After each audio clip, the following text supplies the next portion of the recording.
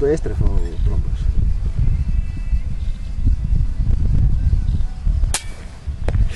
Τι όμορφο ρε. Αχ, πάει μπυρίτσα, Lidl. Τι όμορφο τώρα. Κοίτα, ήταν ζεστή, οπότε δεν τη λυπάμαι. Άμα ήταν παγωμένη θα είχα σκάσει τώρα, ξέρεις.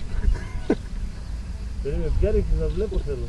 Την άλλη τώρα. Ποια. Την ανασκελωμένη. Πού στο σιδερό. Ναι. Ωραία γαμώτος, τι θέαμα είναι. Αυτό πρέπει να το γράφει μέσα στο φακό. Ό,τι ζούμε έχει κάμερα τώρα, τι να κάνουμε. Άψογο, Πού να βλέπεις τα σπρέι, αλλά...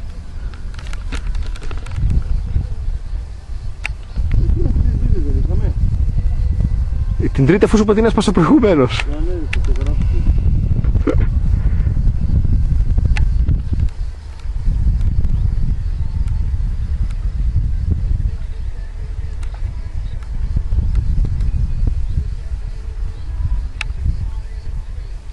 Ο άλλος στα 200 πρέπει να έχει πέσει, είναι μόναχα εκείνος στο 175 νομίζω.